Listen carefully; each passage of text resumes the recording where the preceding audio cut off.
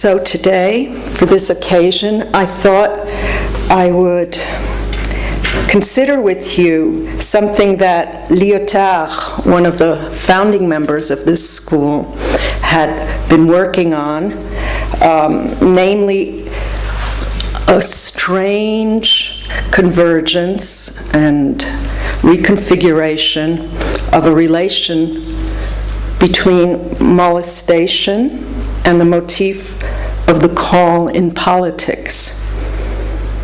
So this is something I would like to probe with you and consider the implications and political impact of being called up and called on, fatefully called upon.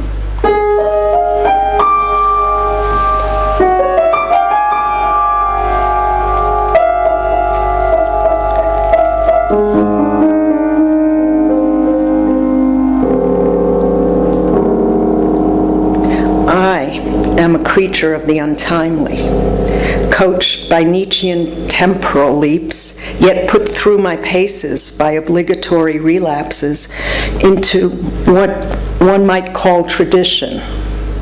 This is the only way in which I might be considered conservative or a conservationist, by adhering to the demands of traditional narratives and their often silenced partners. That is to say, in part, that I am in my comfort zone when ferreting out the heavily sedated traces and repressed remnants of historical eventfulness.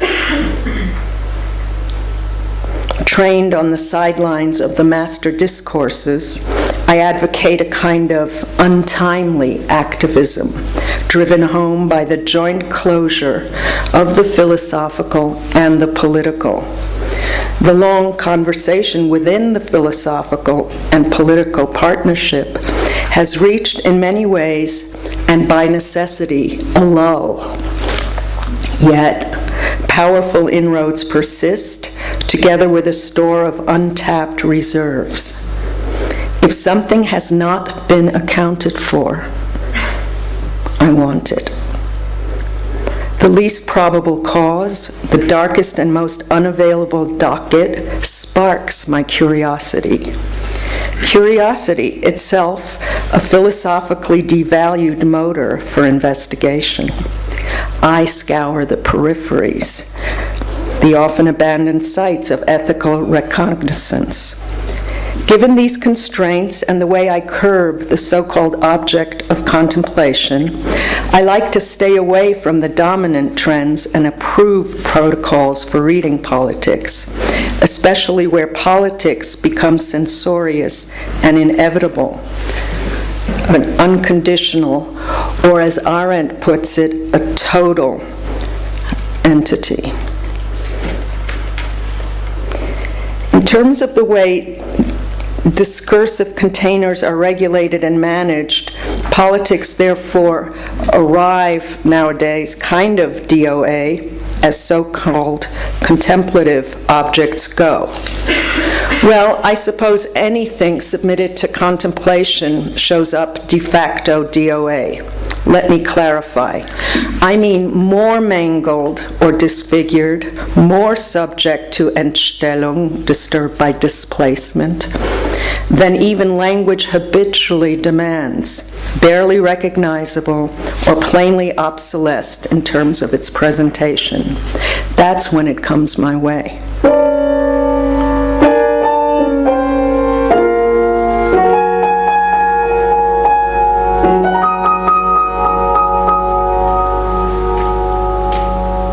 I honor and read my colleagues, those known to me and those unfamiliar, some of whom have sat on panels with me or have run the other way, who make it their life's work to put unceasing pressure on the elaboration of social formations and bravely continue to work through the mires of a relentlessly agonistic politics.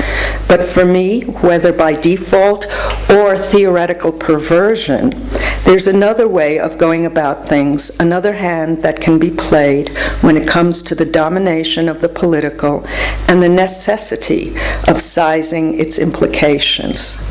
I start off by conducting nanoanalyses, following minor or minoritarian tracks that may lead nowhere, or suddenly they may flip into the big picture, to function as the rush of canaries in a political coal mine. Growing into small spaces in order to bear hard upon big issues has its advantages, and I'm not the first to try this scholarly diet. Still, there are pitfalls and dramatic dissolutions.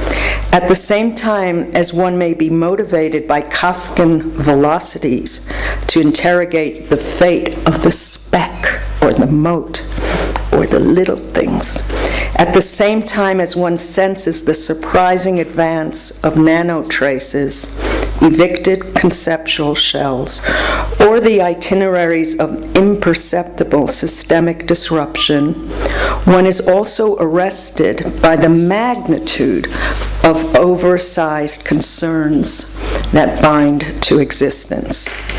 One is compelled to return to the fundamental structures that keep us going, if only in the mode of stationary mobility and according to archaeophiliac determination, meaning that one is magnetized by the return of and driven by the return to ancient objects, concepts, formulae, when piecing together the remnants of world. Even if one may favor the miniaturized portion of heavy-hitting problems, one sometimes crashes against the wall of their magnitude.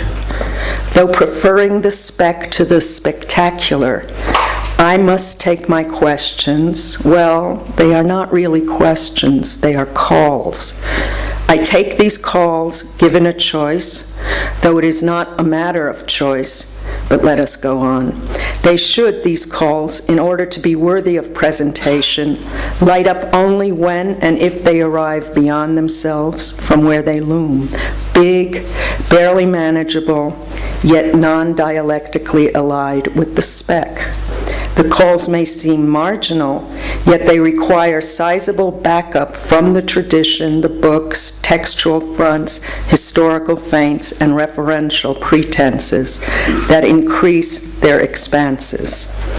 By chasing down the motif of the loser son, the predicament of politics and authority, by going to meet the shock of downsizing, and heeding the call of humiliated being, pinched, unsure, and aggravated, where big meets little, constantly exchanging attributes, I am attacking a cluster of issues that has been heckling me from the philosophical bleachers, and that asks, in a way that won't let up, these questions. Where does the political pose problems?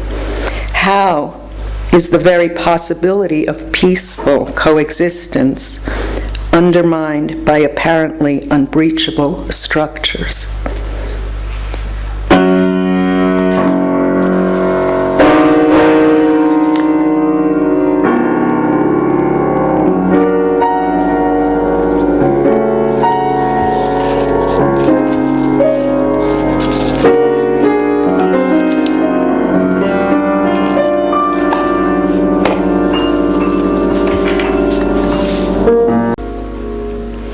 Was war Aufklärung? What was enlightenment? The turn of the screwed.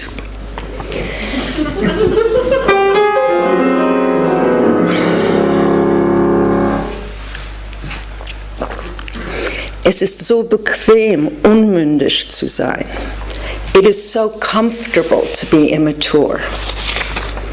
I hope you're getting the perversity of my graduation celebration here and enjoying it allegorically at least.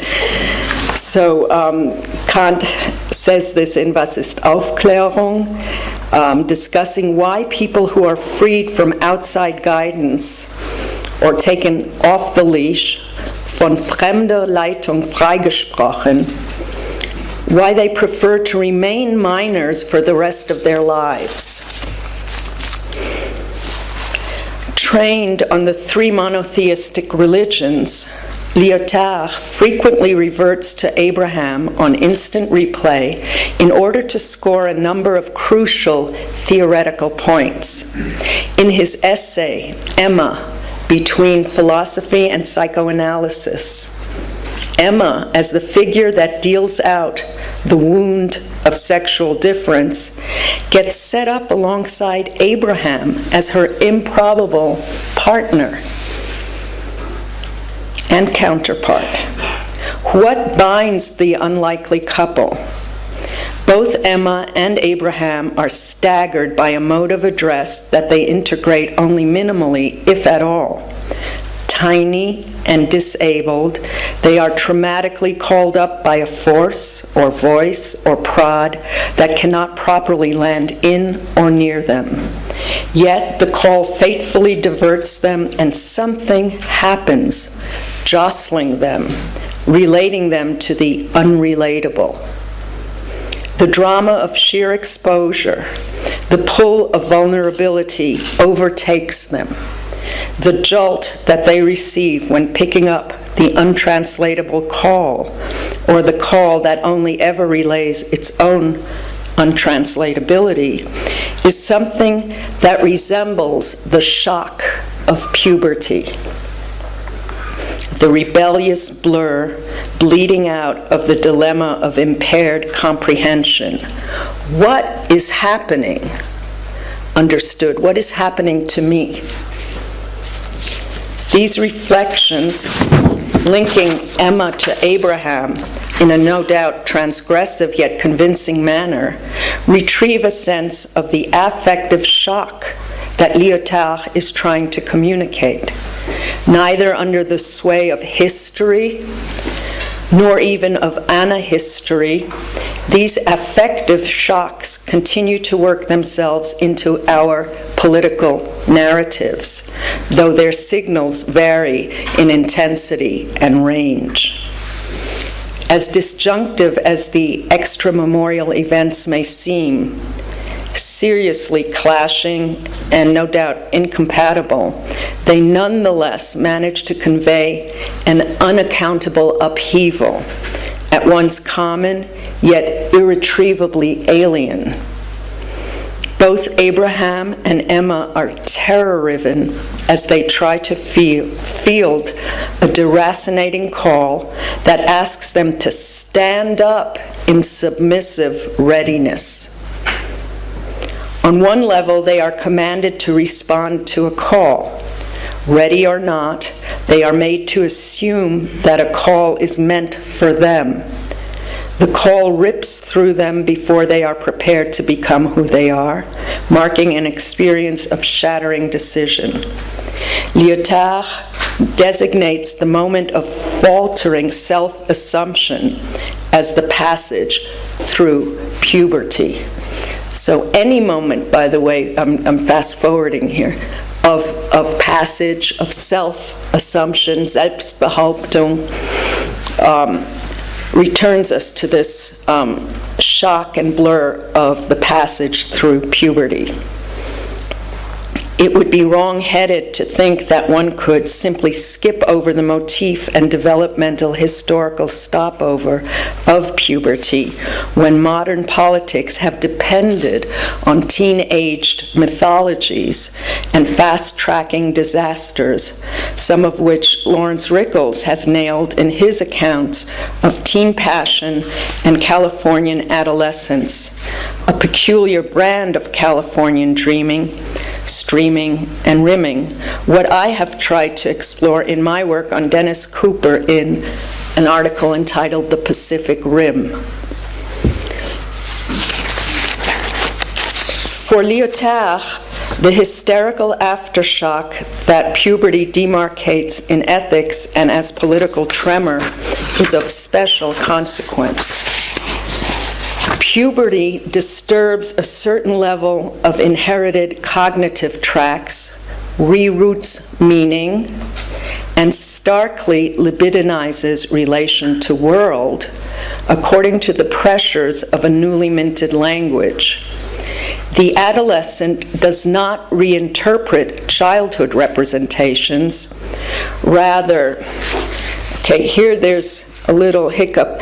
Lyotard is setting up the couple Emma and Abraham as the figures targeted by puberty. But he always says he. I'm going to change that a little for all sorts of reasons, to she. And I discussed this with Larry on the way up, who says that girl psychology is for boys too. Certainly that this would be the reality of adolescent psychology for all boys. So she interprets sexually what in childhood would have been presented in another language. These traces are affects, so this will become a sexual interpretation. And those of you in Anne Dufourmantelle's class will be pursuing this.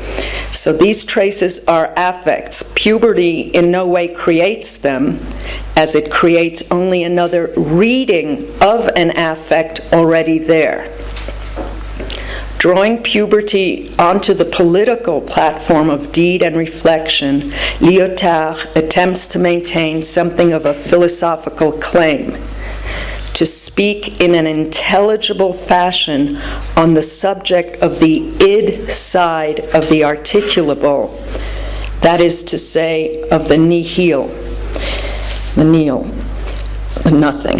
In effect, he turns away from an interpretation of drives and scrolls down to the Kantian id side of things, even though Kant remains too strongly attached to subjectivist thought, that is, to a philosophy of consciousness. Nonetheless, Kant has paved the way to a steep slope on the downside of nothingness, the id side, to which I am singularly host and hostage. On the id side, Kant allows the particular to be subsumed under the general and to close off singularity, peril advisory, to the extent that the passage through puberty is a general event. Emma's case cannot be seen as singular. And hysteria must be the most common thing in the world. This is an aporia lying in wait for all art, including psychoanalytic art, when it wants to make itself into a science. Causal regularity crushes the singularity of a case. It would require finding a difference specific to the hysteria of some unique type of being, humanity, in which we all share, and that is constituted by late puberty. I hope that was very clear to you, because it's kind of important. If I'm getting this right, the brand of hysteria ascribable to puberty cuts into the political performance in considerable ways. The excited teen, running high on self-inflationary fuel and disrupted by an untranslatable address, sparks the scene of action. Puberty's claims announce themselves as each time unique, in full revolt of what is, but they are applicable all around, rubbing out the singularity of the runaway teen spirit. What difference would insinuate itself into the most inevitable generality? The nothing and no man's land of adolescence is a stretch of being that still needs to be accounted for, even if we lack a grid to tabulate the saturation of the political according to adolescent excitability.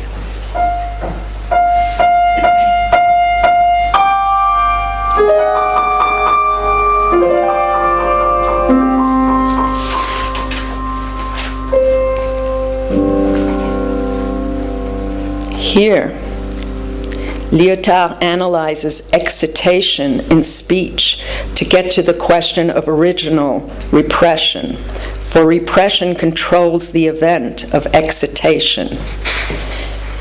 We might also read bifocally, of course, Judith Butler's excitable speech right now as I'm discussing this. Excitatio from citare sets into motion, arousing, capable of bringing forth an awakening. Lyotard, as Michel de Guy has noted, remains one of the radicalizers of Kant, with whom he stays in close contact when revisiting some circumscribed zones of unmarked intensity. Scoping the field of philosophical excitability, he locates what is stretched to the four corners of nothing, named by Kant as follows: ens rationis, an empty concept without object; nihil privativum, an empty object of a concept; ens imaginarium, an empty intuition without concept; and the terrible fourth, an empty object without concept, nihil negativum, the unding, the no thing, nothing.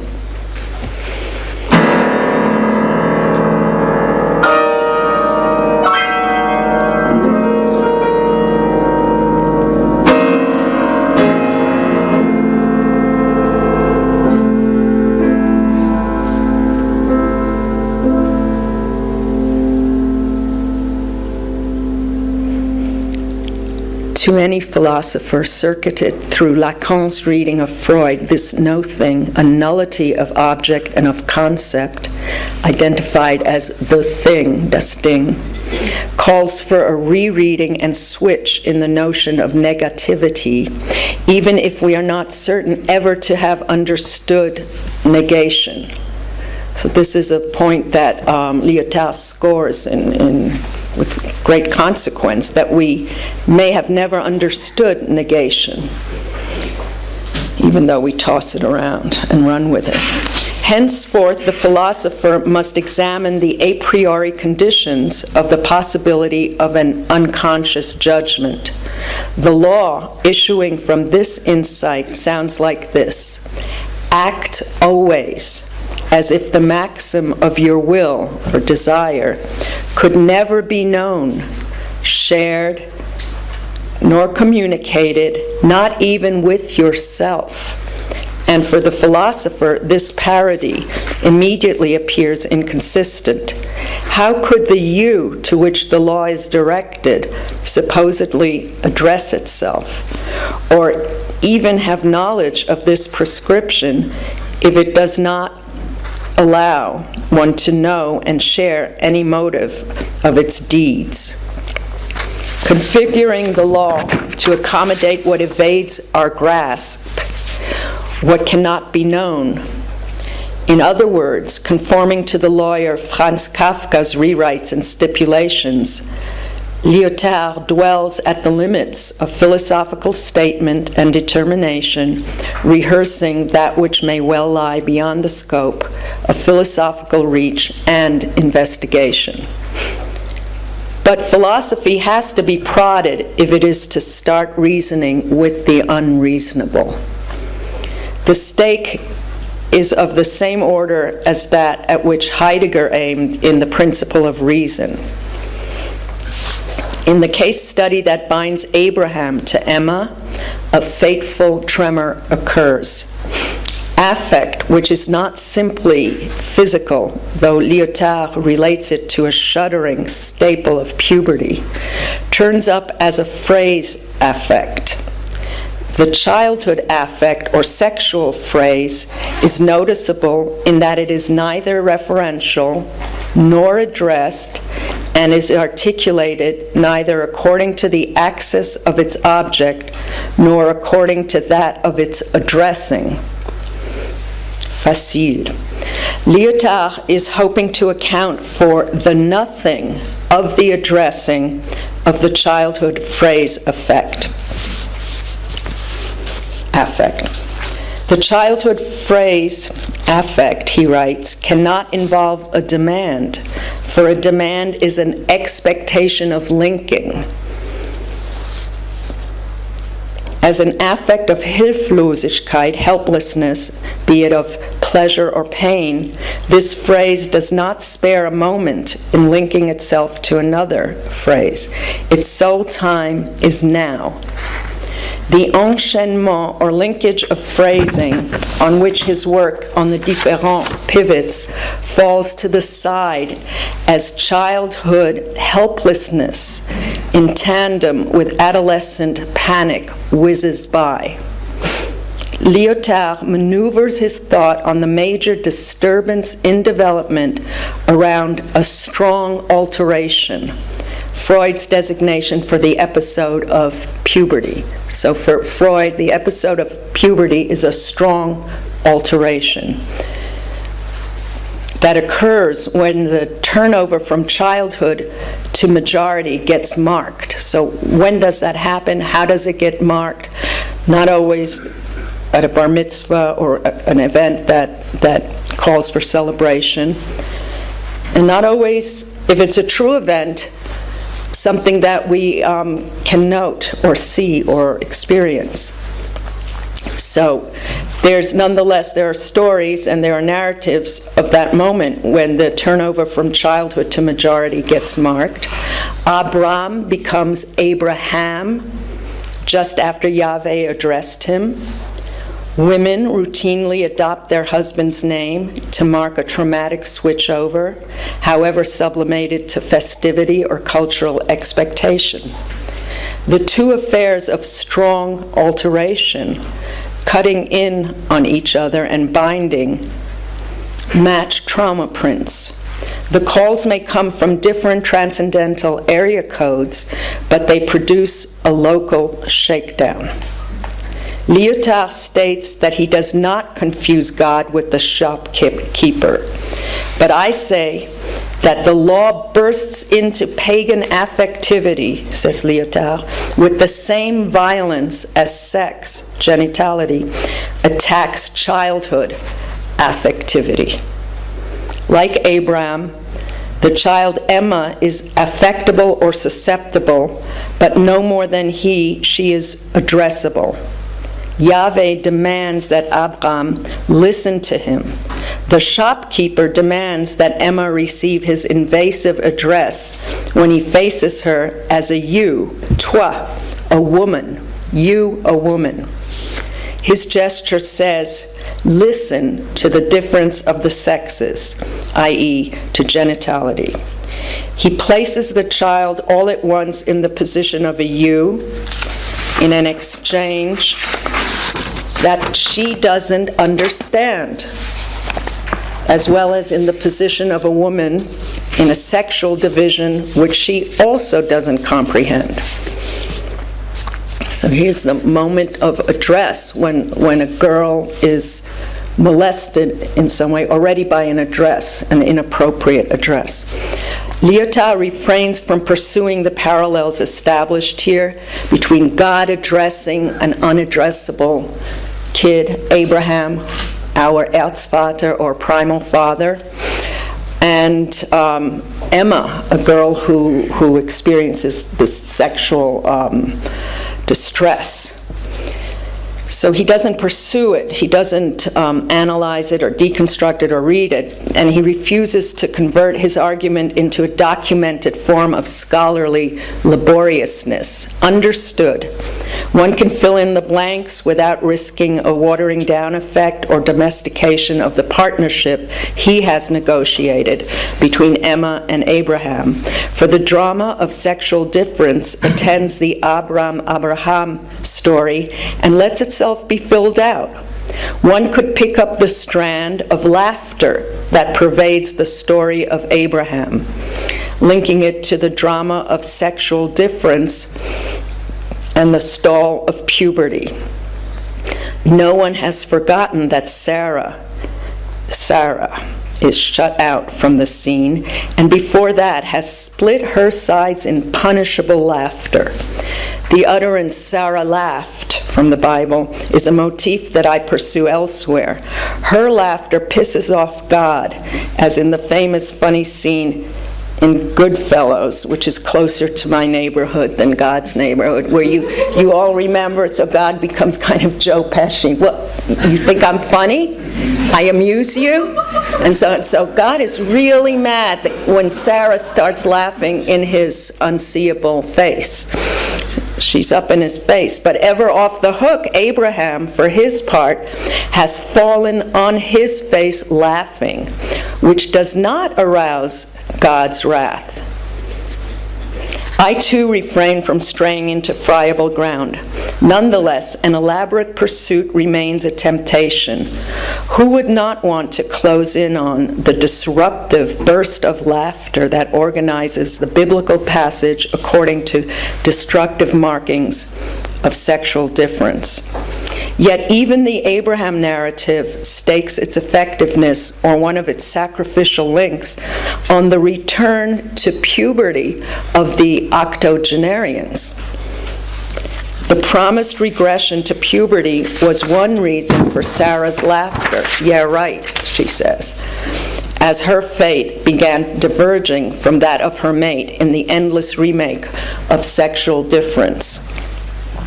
Lyotard has brought together Kant, Freud, and a biblical backstory, that of primal father, to bear on the political affect. Who gets to make the call, and how is one responsibly brought up to meet the challenge of its commanding reverberation? The numbed reluctance to take the call, to even hear the call, sustains the affective haze of political torpor and childish indifference. Kant will have tried to pull all humanity out of this comfort zone of childish immaturity. In the famous text, What is Enlightenment?, he shows the extent to which one eases off on life's demands by remaining immature. Entire cultures and peoples enjoy and hang on to their tethers and don't even ask for a longer leash, a leashless frolic around the political arena and through the vicissitudes of existence. One chooses immaturity. This is something that Kant drives home. People continually choose immaturity. One opts for childish beholdenness and the simple binds that obligate us to the external instance, the loom of authority, be it divine authority or trickle-down bureaucratic parental supervision authority, and its many manifestations and filiations and disturbed lineages. Lyotard will have tried to demonstrate that the difference between sexes offers a blow, but it remains only shocking, says he, not more. It only strikes a blow in a sense secondary to the différent between childhood and adult affect. So we don't have to be drama queens about this, according to Lyotard's logic. The aporia that he rides on, and on which he bases his argument that we have no access to childhood terror except through adult distilled narrative, shaky memory spurts, and the like, gives rise each time anew to a traumatic tremor that resides in the untranslatability of childhood susceptibility into adult articulation. So let me say that correctly. So there's this terror that resides in the untranslatability of childhood susceptibility into adult articulation. This is something that Finsk has explored in great and considerable detail in his work on infancy and killing them off or something. Anyway, when Kant tries to drag the human child, flailing in protest toward adulthood, he posits a limit between childhood and adulthood, legal minority and majority. And I think Wolfgang tries to work in some of these terms when institutionally marking and articulating what we might think we're doing here. So there's a move from an earlier nearly enslaved state to a more emancipated position that cannot be assumed or in any way, serious way, be taken for granted. You see, Kant, he's not sure that people even want no matter how revolutionarily they are invested, somehow, often it still turns infantile, according to what Lyotard and Kant are trying to warn us about or talk to us about. This may not be merely negative, since we don't even know what negation is, but it's something to consider, especially since falling empires and once dominant cultures like the United States of America are very hooked into infantile cultures and teenaged, let's say, legacies. So the move from an earlier nearly enslaved state to a more emancipated position cannot be assumed or in any way, serious way, be taken for granted. Es ist jetzt für jeden einzelnen Menschen schwer.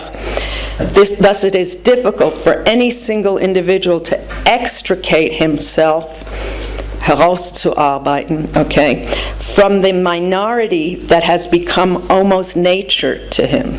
So being immature and a minor, it has been somehow installed as second nature or a first nature.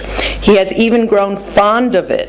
So one grows fond of it. A Freudian way to articulate this would be that one renounces or lets go of libidinally invested positions with great difficulty. So one likes, one is fond of one's immaturity and is really unable for the time being to make use of his own understanding because he was never allowed to make that the attempt. So one is always in non-coincidence with oneself. One might be able to understand, but one can't deploy this understanding or use it or push through. So because one simply doesn't have hasn't exercised the musculature, if one accepts that metaphor provisionally, please, or pumped up in experience or experiment to actually, one was not allowed to make understanding come close to action in any way.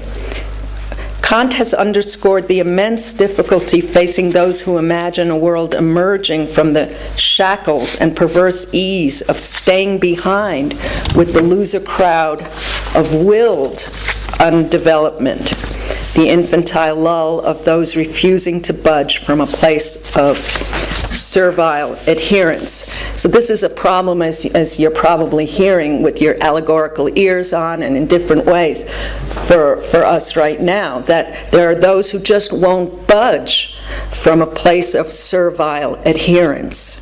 Maturity, seen as self-reliance, a stance based on understanding and tolerance, belong for Kant to the markers of adulthood. He recognizes the obstacle course laid out before any possible emancipatory project or projection, and he shows the extent to which one is embedded in all manner of commands, telling us not to ask questions, to put up and obey. Nun höre ich aber von alle Seiten rufen. So let me go to English. So I hear from all sides the cry, "Do not argue," the officer says. "Do not argue but drill," the clergyman. "Do not argue but believe." Everywhere there are restrictions on freedom. This is Kant in Practical Philosophy. Hier ist überall Einschränkung der Freiheit. These are the types of called-in restrictions by which humanity, losing dignity and ground, is numbed out and dumbed down. Kant's prognosis stays on the productive side of the negative, bolstered by his understanding of the progressive nature of history. So Kant has understood and has a sense of history that won't allow him to cling to the insight that he dramatically and devastatingly had. He'll recoup the losses and move things along by his understanding of the progressive nature of history. But letting go of the Enlightenment fictions of a developmental chronicity and oriented becomings, Lyotard, for his part, focuses on inevitable backslides. For Lyotard, progress isn't guaranteed, so he's going to focus on inevitable backslides and temporal whiplashes that yank us out of any reassuring narrative of straightforward development and throw us back into states of voiceless immaturity. These affective ensembles and economies, latent but powerful, can break in at any moment of the human and post-human growth chart. So what this means, among other things, is that childhood for Lyotard wasn't at the beginning of some history, but it can come up at any moment whenever you feel you're losing your voice, you're throttled, you're persecuted, you can't represent yourself, you're unrepresentable and unpresentable. Okay, enough of my autobiography. But what that means is that childhood for Lyotard, whereas Kant and others can put it safely away, even though it can haunt and hound, for Lyotard, it's not a historical developmental instance. It can come at you, and it lies in ambush all the time to break your stride and disrupt any grasp of things that you might think you have. So raised on Freudian thought, Lyotard puts his finger on the pulse of a switchover to a figure of alteration without the promise of emancipation. Puberty marks the spot of a shock spasm from which we may still be reeling. Congratulations.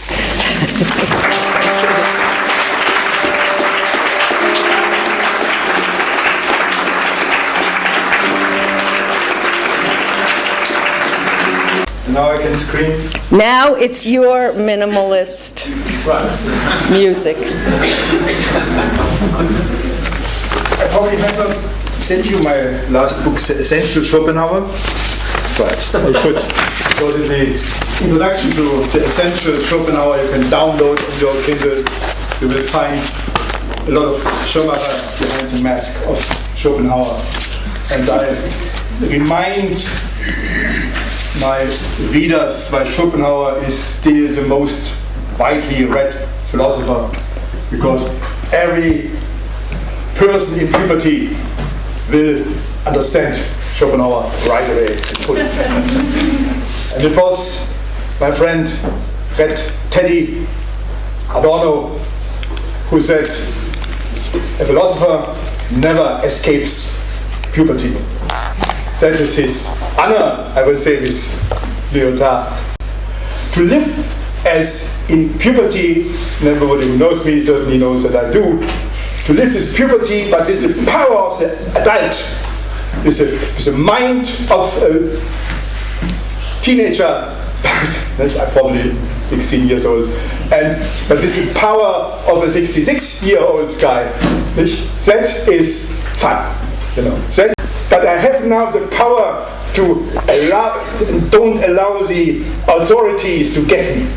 To make the power of an adult, that means you make yourself untouchable. You are a teenager and you do all the bad things, but they cannot do anything about it. Or at least you make it very hard for them. And in the end, you can always kill yourself. So it is really nothing they can do to you in the end of this. And I'm sure actually that all the philosophers in these programs have not escaped puberty, whatever they might say. Some of them might still be children, even, which is in some way maybe more favorable because of this power of innocence, the second childhood of Christ. That would be certainly, there is something difficult in the puberty thing, as we know. Okay. Anyway, thank you very much. It was a wonderful talk. Thank you very much. So you caught the address that was also for our teenage director and founder, and it had your name written all over it. And I will read the Schopenhauer mask that you put forth. Thank you for that reference. You show an affirmative side of if it's a thought, or the paraconcept of puberty. And certainly going in that direction, one might consider that Goethe spoke of his wiederholte Pubertät. So but that's already closer maybe to Lyotard in certain ways. That's the repetitive nature of adolescence that struck and structured the great poet, scientist, statesman Goethe. And one might want to see what he meant by that. That would certainly be in the service of an affirmation. But Lyotard is perhaps asking us to remember or consider or look forward to that moment when puberty arrived as a blow. You were struck by it. It was delivered as a call that couldn't be taken, couldn't be understood or unscrambled, and it addressed you and did something to you, even though you couldn't understand what happened. And so it also affects the cognitive status of any claims that could be made about your relation to world and so on and so forth. Now, puberty is seen in terms of the drama of reading, because everything gets reread suddenly, and there's a drama of a relation to meaning that one associates with the teen spirit, probably, that is very passionate, very anxious, and beginning to individuate in often aggressive, rebellious ways. So you've all heard the cliche of the teenage rebellion. I would say now, thinking with you and this little rebel here who's always scaring us and all that, why is rebellion, and so let's look at the politics of that stage of rebellion and how it gets perhaps infiltrated into political rebellion, revolt, and so on and so forth. Teenage is associated with rebellion and the rebel.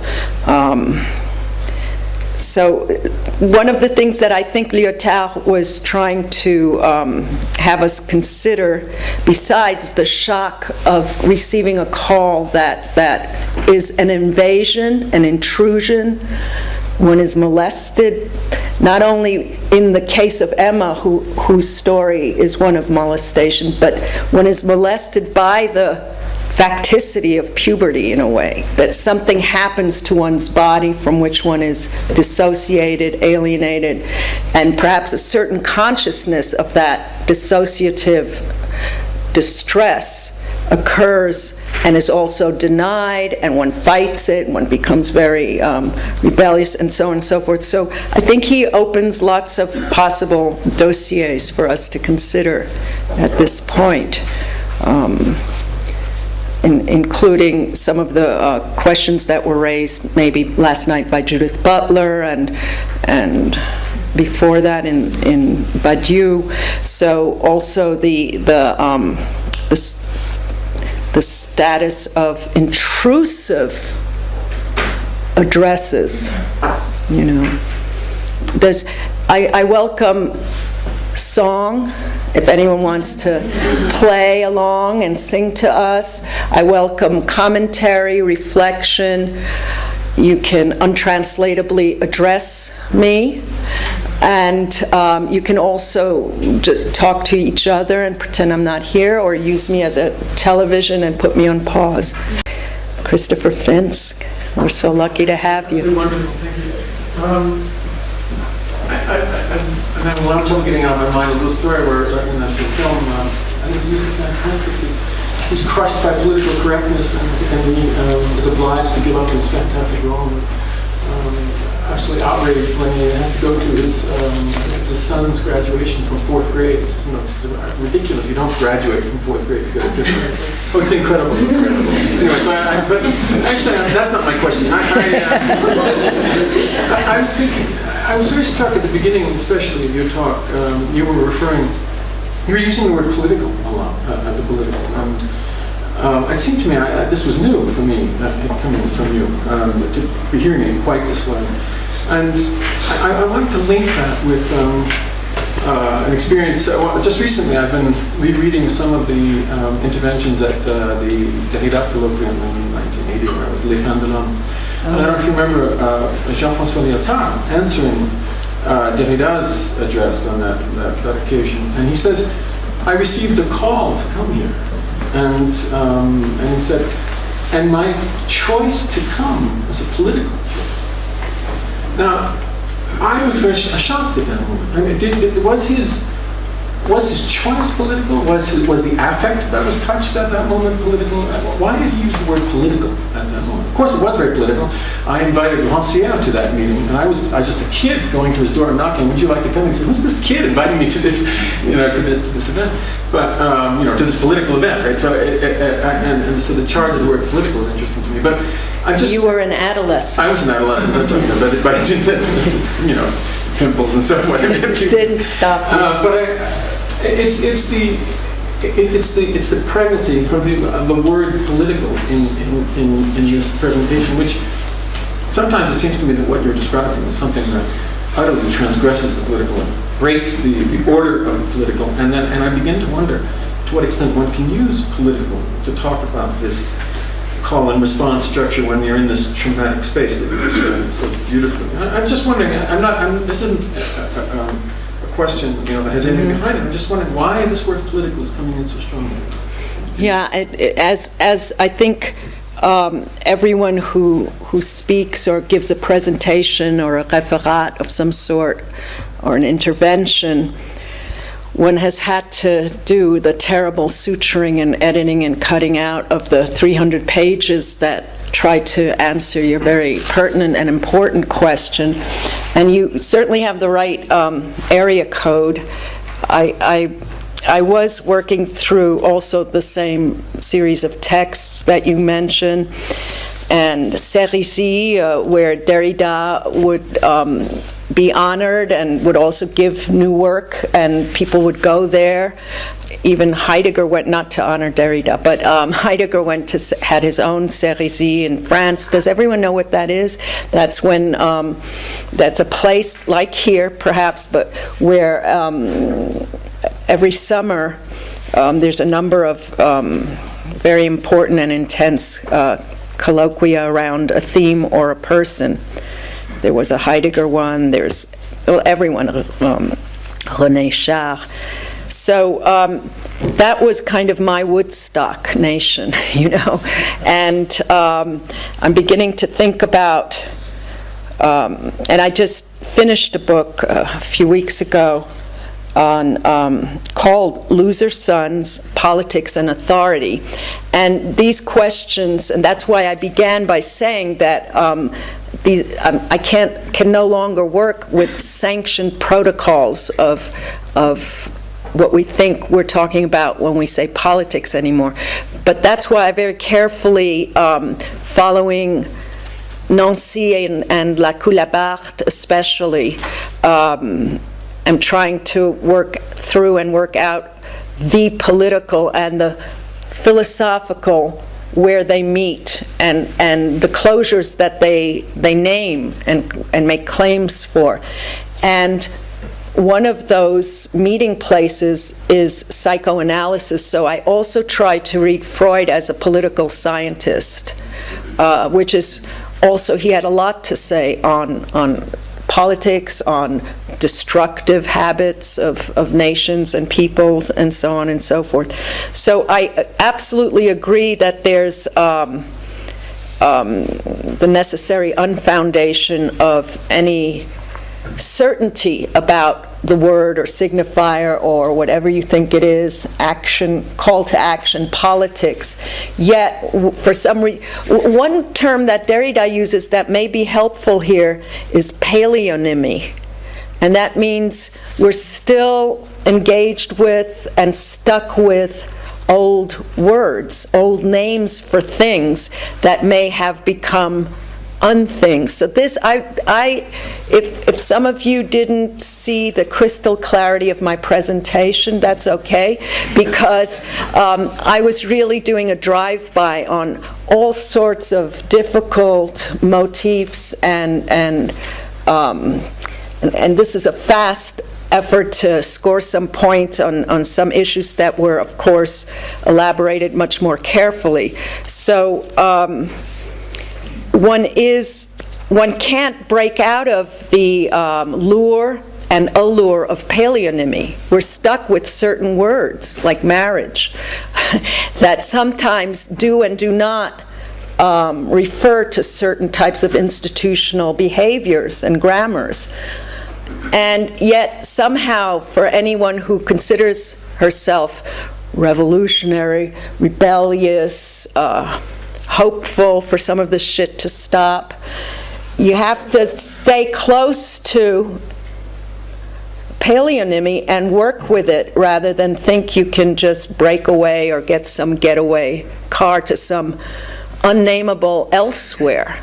Of course, Lyotard in other works, and who knows better than Christopher Finsk, who's written beautifully on Lyotard and who's had a great and important friendship.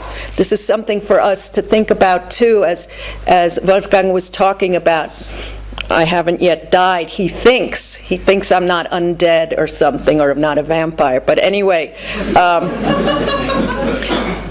you never know. I mean, Benjamin says that there is the cognitive value of the anecdote, but we're also, perhaps we are dying out, some of us. I've been dying out since I was 2, so don't start with me on that. But the thing is that Derrida was my teacher and friend. I have a little anecdote, shall I tell you, about Lyotard, which is why I'm working on him now with great piety, perhaps. Shall I tell you? Shall I reveal it? Okay. So once Lyotard, and this is in part an answer to the political, like, why would he show up? This is almost, again, let's just stay with the basic text, Goodfellows. Why would he show up in the boss's territory? Is that a political act to show up and address and link up? Don't forget that for Lyotard, linkage, enchaînement, is an ethical demand. There's a moment where he says, very importantly, il faut enchaîner. You must link phrases.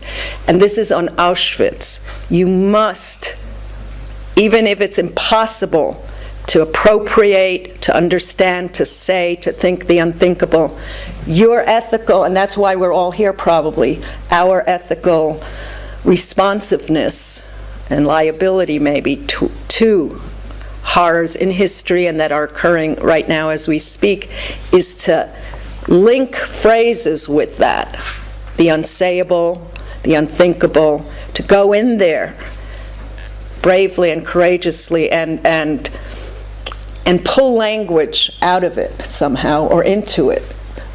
Try to replenish it with language, the scarifications and so on.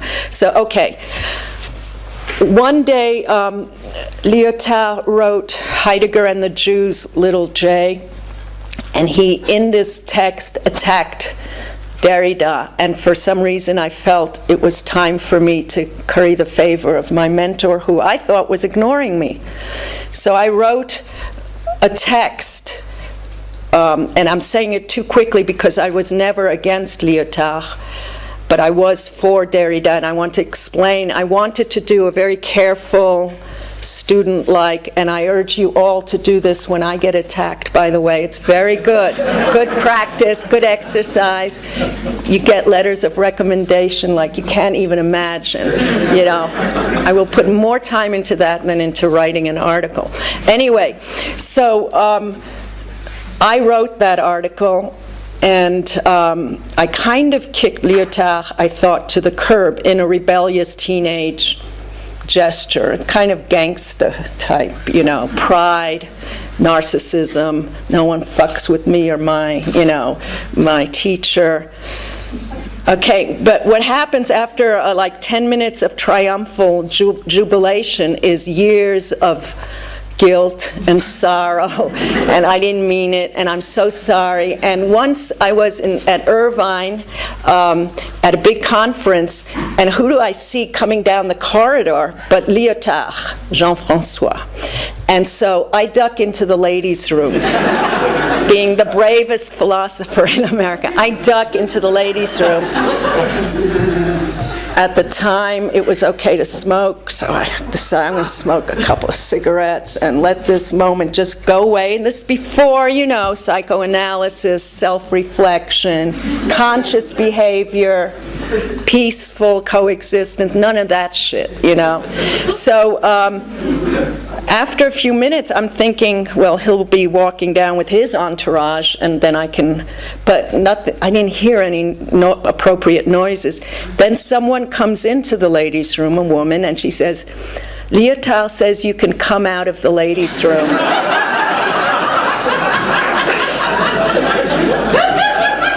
And that he forgives you. But by forgiving me, and now we could talk for 5 hours or do the you know, banquet till tomorrow morning and the next morning. By forgiving me, and now we want to read Derrida on forgiveness. Like you could say, who are you to forgive me? But that wasn't what happened. He became my infinite creditor, and I'm still trying to beg his forgiveness. So there's a different kind of temporal structure. So now when I can't really show him that I am sorry, that maybe I was too arrogant and tough and thought I was hot shit, or I wasn't hot shit, that's why I had to act that way. You know, now I'm much more, as you've noticed, subtle, quiet, reverential, and so on. So ever since Lyotard forgave me, I have tried to be worthy of that forgiveness and find myself always falling short. So that's my politics of trying to make up for an impossible Wiedergutmachung or restitution. So it's a restitutional drive. That's what drives me very often, is restitution, to try to make up for something that you can't pay for. You can't take it back, really. I never call you brave again. Thanks. Well, yeah, you're right. You can stick with courageous. Dish de moot. Are we done? No. Okay. Thank you all, and sleep better. Thank you. I was totally